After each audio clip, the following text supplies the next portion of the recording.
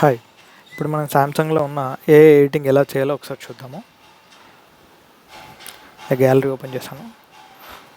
So, ఈ పిక్చర్‌లో మీరు ఏదైనా ఎరేజ్ చేయాలనుకున్నారనుకోండి. ఫర్ ఎగ్జాంపుల్ ఇక్కడ చూస్తే ఈ రిమోట్ కొంచెం అన్నెసెసరీగా అనిపిస్తుంది.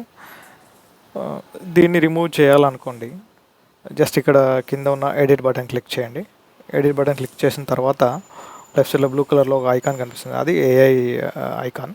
సో, దాన్ని క్లిక్ చేస్తే సో, ఆ పిక్చర్ అంతా అనలైజ్ అయిపోతుంది. ఇప్పుడు మీరు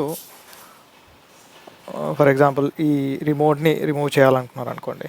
జస్ట్ దానిపైన హోల్డ్ చేసి పట్టుకోండి. మనం ఇప్పుడు ఆ రిమోట్ ఆబ్జెక్ట్ సెలెక్ట్ అయిపోయింది. ఇక్కడ పైన రెండు ఆప్షన్స్ చూపిస్తున్నాయి. ఈ రెండో ఆప్షన్ ఏంటంటే ఎరేజ్ ఆప్షన్.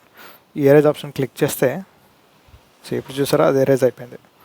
అది ఎరేజ్ అయిపోయిన తర్వాత జస్ట్ జనరేట్ అని చేస్తే సో ఆ ప్లేస్లో బ్యాక్గ్రౌండ్లో ఏదైతే రీప్లేస్ చేయాలో అది ఏఐ ఆటోమేటిక్గా రీప్లేస్ చేస్తుంది.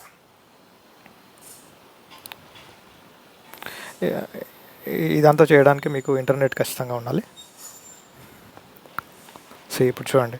సో రిమోట్ అంతా ఎరేజ్ అయిపోయింది. అండ్ యాజ్ వెల్ యాజ్ దాని బ్యాక్గ్రౌండ్లో ఎల్లో కలర్ షీట్ ఏదైతే ఉందో అది అలాగే యాజ్ ఇట్ ఈస్గా వచ్చేసింది.